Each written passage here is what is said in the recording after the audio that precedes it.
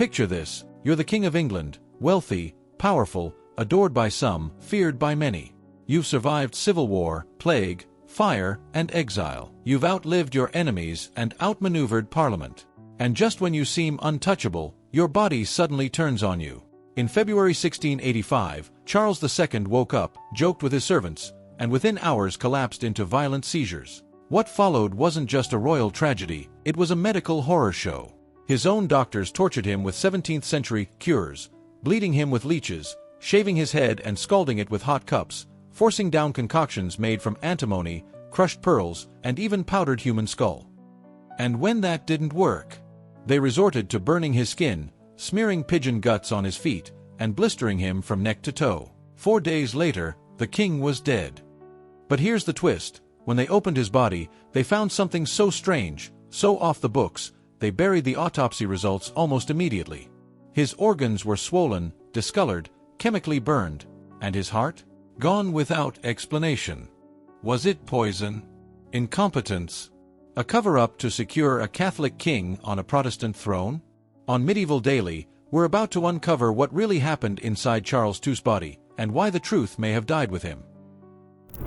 Let's get one thing straight: if you think modern royal scandals are intense, you haven't met Charles II.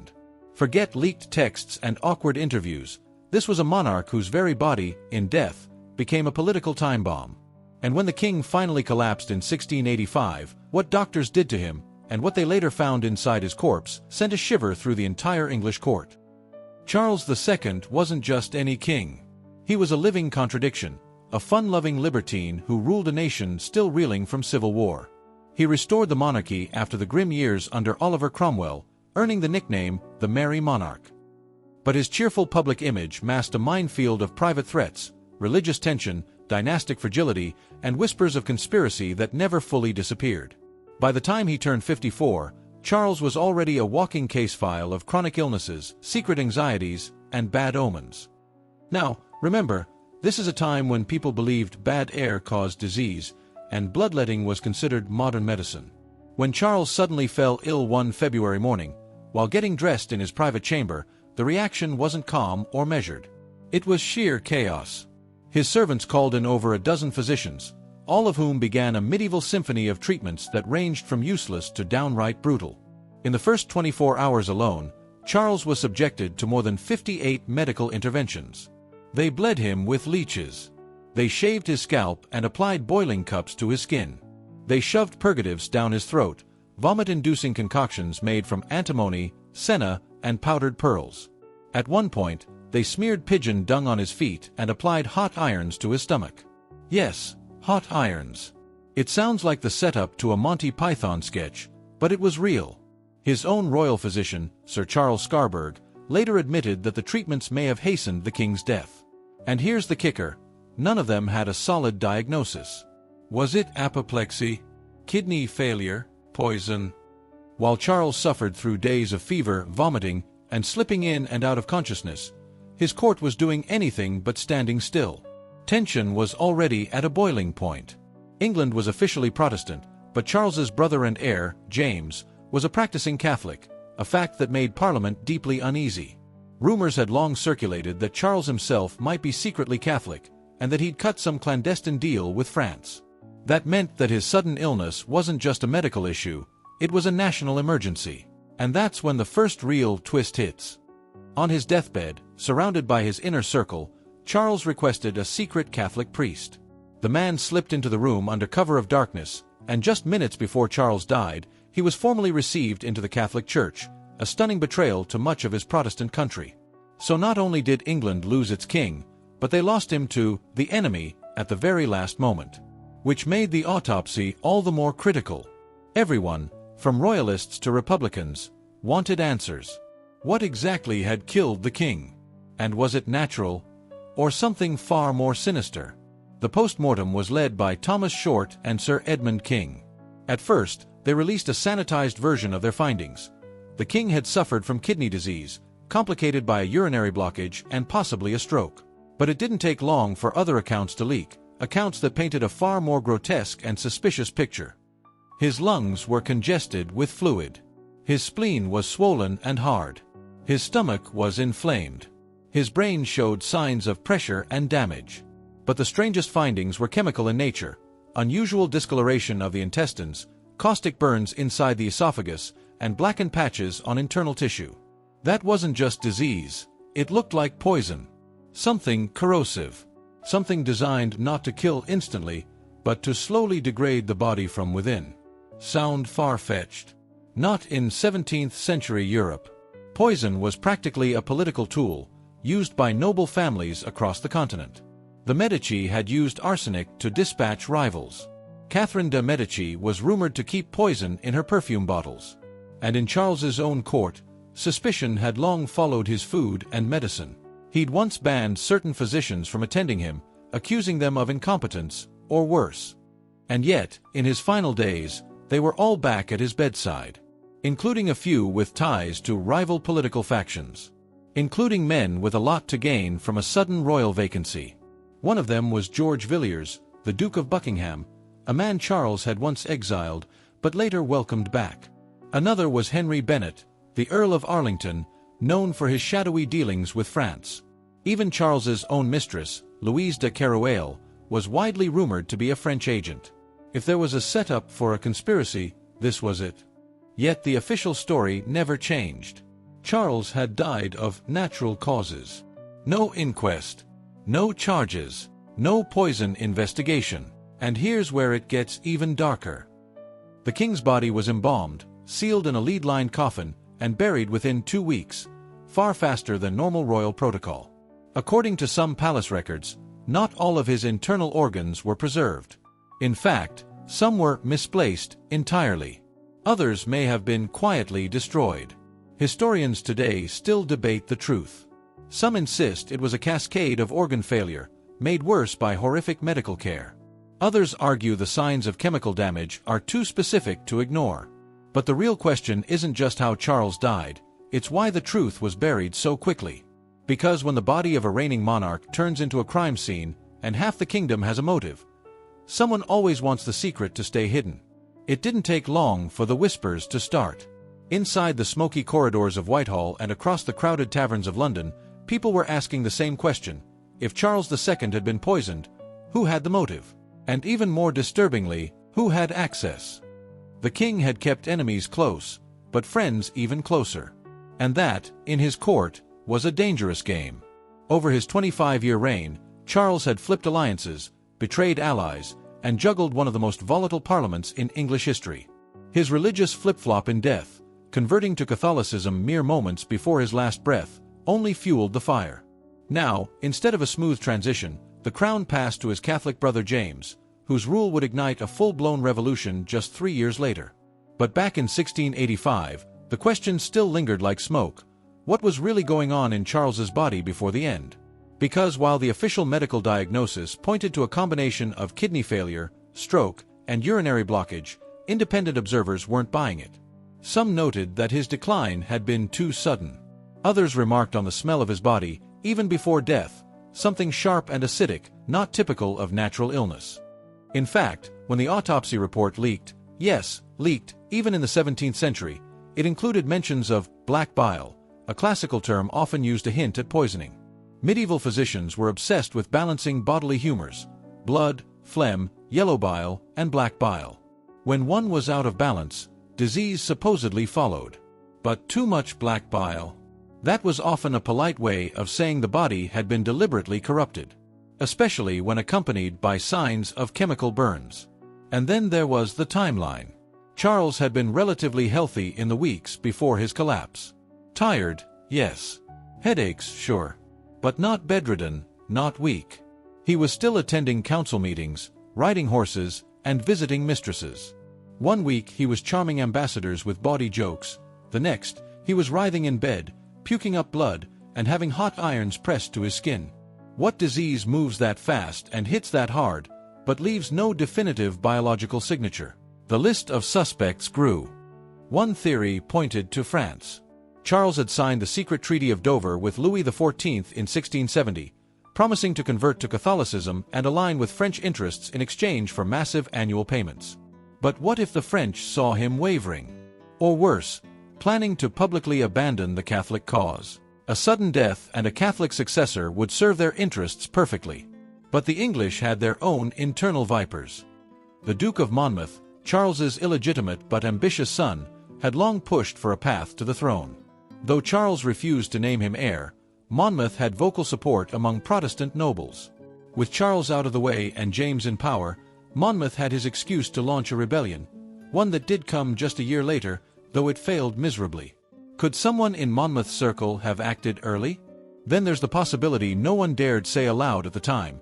What if it wasn't foreign enemies or rebellious sons? What if it was someone inside the king's bedchamber? Mistresses had power. Real power. Louise de Keroualle, his French mistress, had her own network of informants and ties to Louis XIV. Nell Gwynn, the popular actress and mother to one of his illegitimate sons, was beloved by the people but resented by rivals. Barbara Palmer, the Countess of Castlemaine, had been close to Charles for decades, and had enemies everywhere. In the royal court, poisoning wasn't some exotic crime. It was a political strategy. Look at how the Borgia family operated in Italy, or how arsenic, known as inheritance powder, became so common in France that widows were openly suspected by their in-laws. England wasn't immune.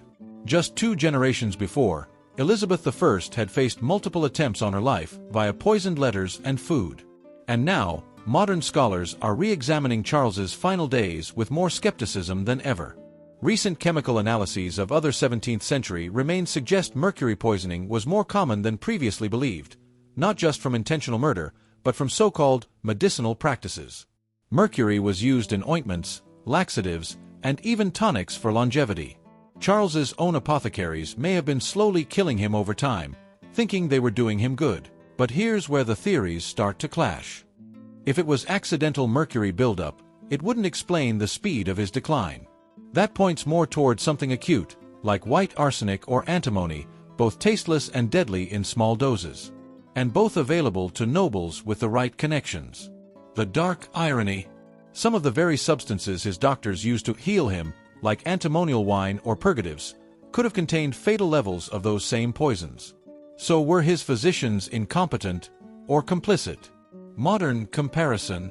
Imagine if a sitting president collapsed on live television, and the White House medical team immediately started draining blood, giving mystery pills, and applying raw pigeon meat to the soles of his feet.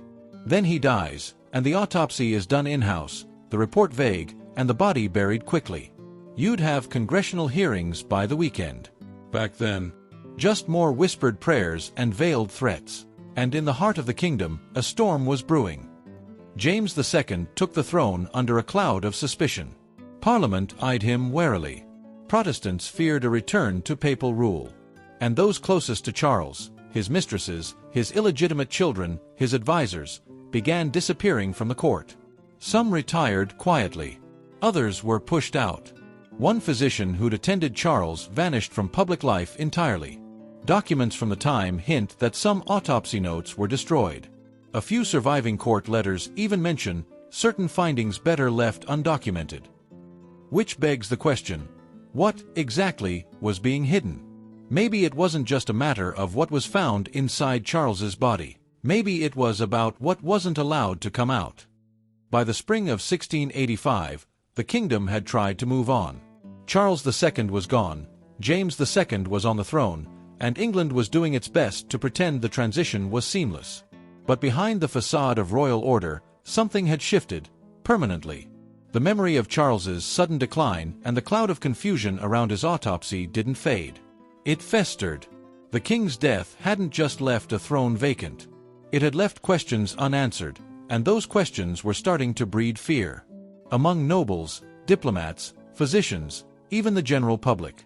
The pivot point came not from the court, but from a leaked letter, a private note sent by a lesser-known courtier named Sir Henry Capel, who'd witnessed parts of Charles's final illness.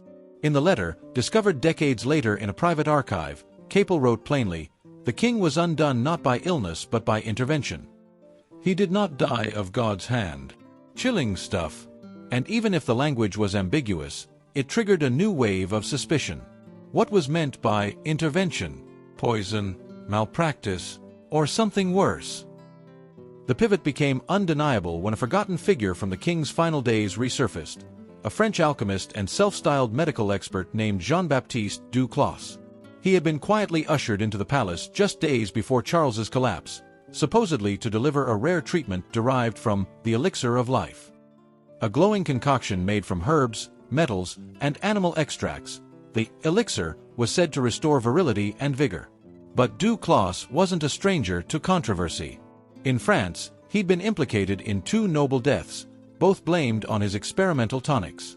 So why was he allowed near the king? Who had invited him? A closer look at court records shows Duclos had powerful backers, namely Louise de Keroualle, Charles's French-born mistress. She had long been suspected of funneling information to the French court, and even after Charles's death, she remained in England, protected and well-funded.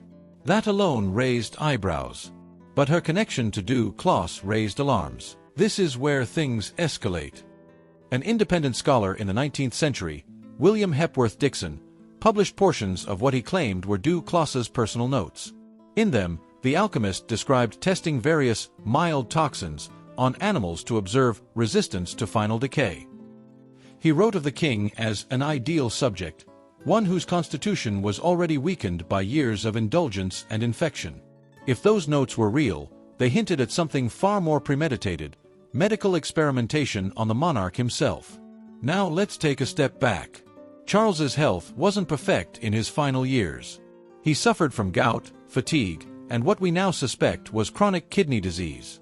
He'd also endured smallpox in his youth, malaria, and several other illnesses that left his immune system fragile. Still, there was no indication he was at death's door. Until, suddenly, he was. And the timeline keeps getting messier. One of the most unsettling parts of the autopsy report, rarely cited in royal biographies, is a single phrase: the intestines bore lesions not of a natural progression but of violent irritation. That's a 17th century way of saying something had burned the lining of his gut. Not a virus. Not a blockage. Something corrosive. And for a man who consumed medicine daily, often unsupervised, it's not hard to imagine where that could have come from. Except it wasn't just random. Court recipes for his tonics were later recovered, and some included sublimate of mercury, white lead, and antimony tartar, all toxic in larger doses. Now, one could argue that was simply bad medicine. But when administered by a known French alchemist with ties to a foreign court, that's something else entirely. Let's ground this in a modern lens. Imagine if a sitting head of state died suddenly. A foreign consultant had been invited in days prior. The body showed signs of chemical damage, and key witnesses were reassigned, silenced, or retired within weeks. Conspiracy theorists would have a field day, and rightly so. But in Charles's case, the historical narrative quickly papered over the holes. No official inquiry. No punishment. Not even a public explanation. The silence only made the questions louder. And here's another twist. When Charles's body was embalmed, his heart was reportedly removed and never recovered. That was highly unusual, even for royalty. The official claim was that it was preserved separately for ceremony.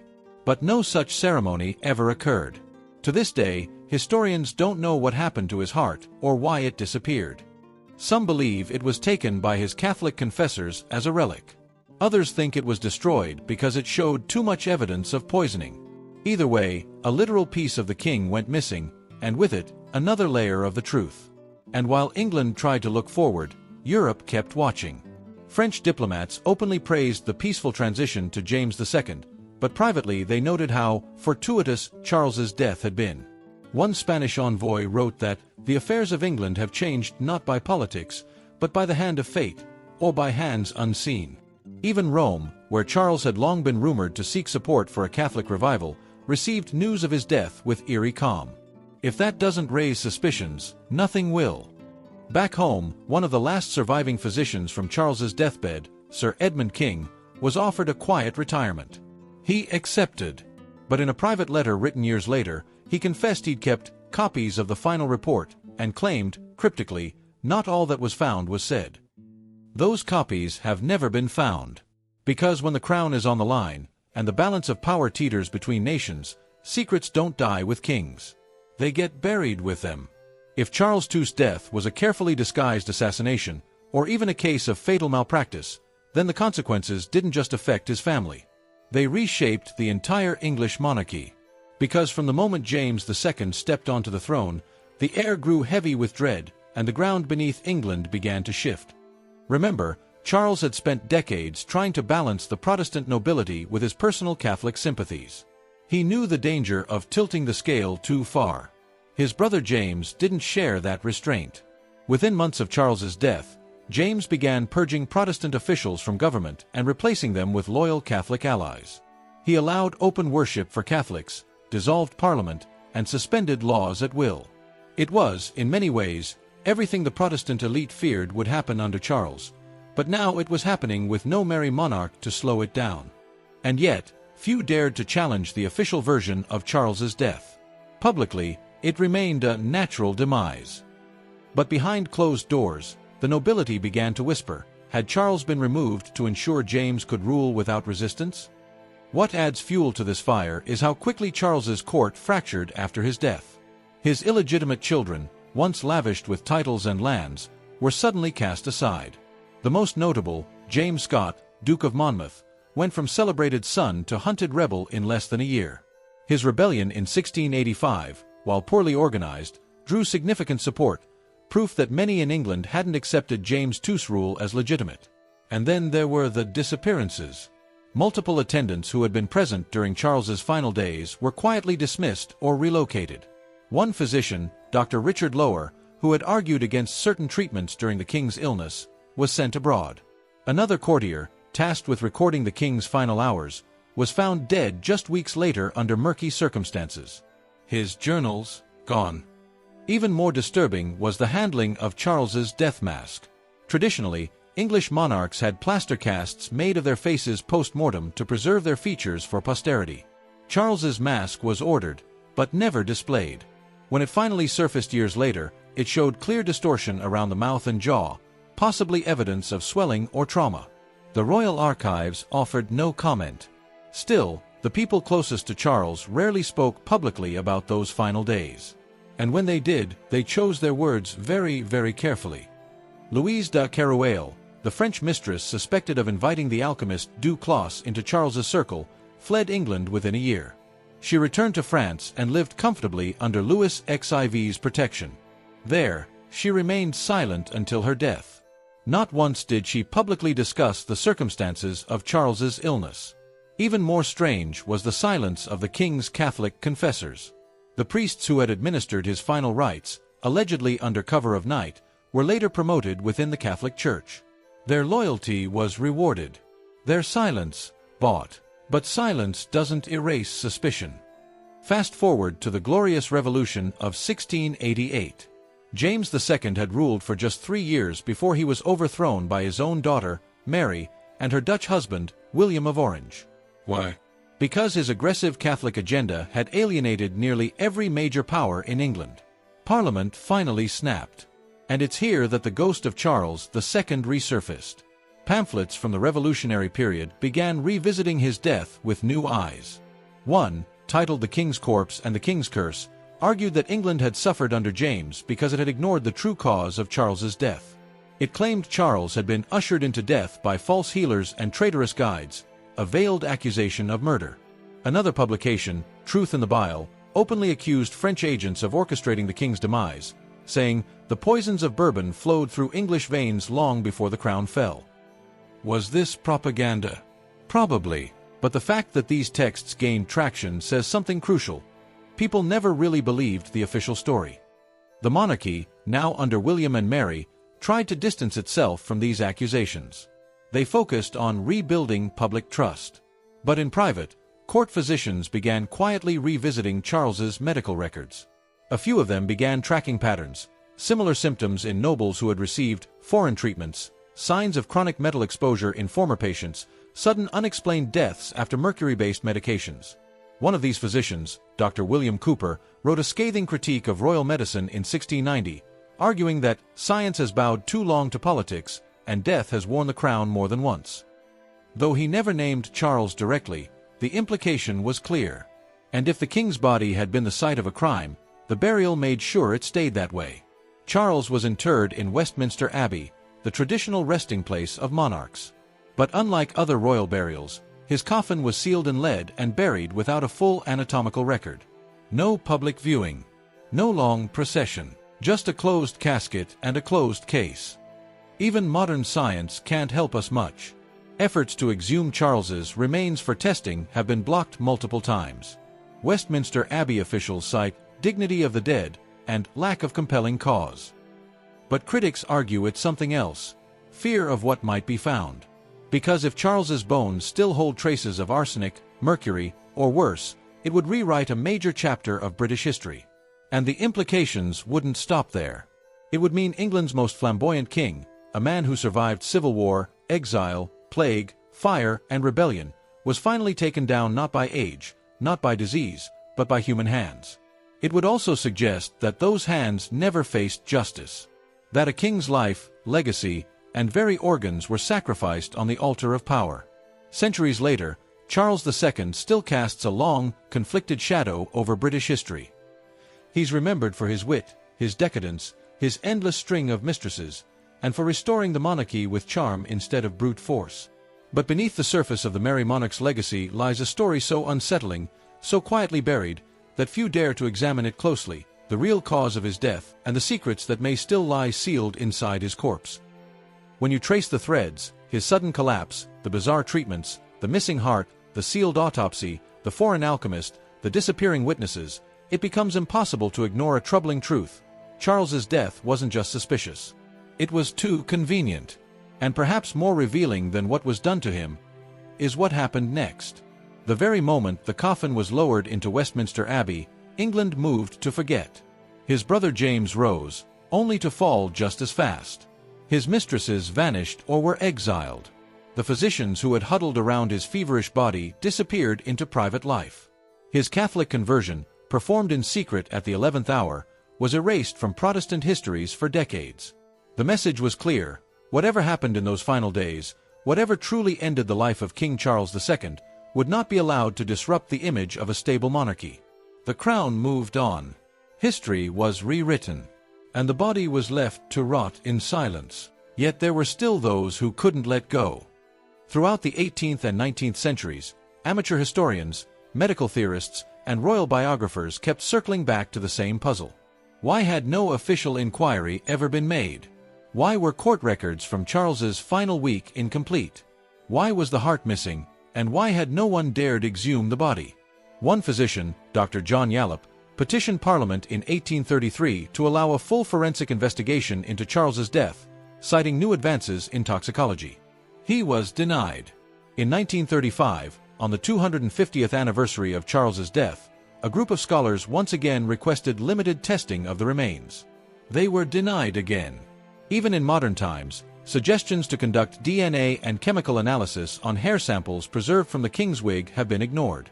It's as if the past wants to stay buried. Literally.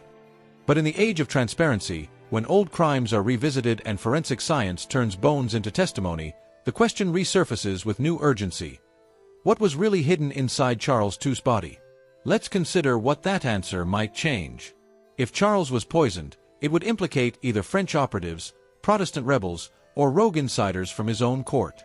It would mean England's most iconic Restoration king was not the victim of fate, but of betrayal. It would reframe the entire legacy of his rule, not as a golden age of indulgence, but as a slow-motion chess match between religious factions and foreign powers. It would also raise disturbing parallels to today. Because in every era, power finds ways to disguise its crimes as accidents. Official narratives are tidied. Documents disappear. Medical findings are rewritten. And the public is left with symbols instead of facts. The crown survives, but the truth doesn't always make it. Modern democracies may not have kings on gilded thrones, but we still have figures propped up by careful image, curated health reports, and layers of spin. When a leader dies suddenly, we ask the same questions. Was it natural? Was it preventable? Was it convenient? And if we ignore the past, we risk repeating its silences. Maybe Charles II wasn't murdered. Maybe the toxins in his body came from incompetent doctors, not assassins. Maybe the missing heart, the sealed records, the absent testimony, maybe it was just bureaucracy, fear, and shame. A regime desperate to protect its image from scandal. But maybe not. Maybe somewhere in the dark corridors of power, someone knew exactly what had happened. And maybe they made sure the story never saw daylight. Which brings us to the final, cruelest irony. Charles II spent his life navigating secrets, religious, political, personal. He built his rule on charm, deception, and quiet deals made in candlelit chambers. But in the end, his greatest secret wasn't one he controlled. It was written into his flesh, hidden in his bones, and locked away forever beneath stone and lead. And that silence, that's the real legacy. Because in the end, it wasn't just the king who was buried. It was the truth. Charles II ruled with laughter, charm, and 1,000 secrets. But in the end, his greatest secret wasn't a mistress or a deal with France. It was what happened to his body after death. A king dies suddenly. His organs are burned, his treatments bizarre, his heart missing. The autopsy sealed. Witnesses vanish, and no one's ever allowed to dig him up. That's not just suspicious, it's a historical cold case. And centuries later, we're still no closer to the truth. Was it murder? A botched medical job? Or did someone silence a king to push a political agenda, one that changed the future of Britain? Here at Medieval Daily, we're not here to romanticize the past, we're here to question it. Because for all the pomp and pageantry, medieval power was raw, ruthless, and often terrifying. And if a king could be erased this quietly, what else got buried? Now we want to hear from you. Should Charles's body be exhumed? Would it change how we view royal history, or open a Pandora's box of uncomfortable truths? Tell us your theory in the comments. And if medieval mysteries are your thing, hit subscribe, tap the bell, and join us as we drag more secrets out of the grave, only on Medieval Daily.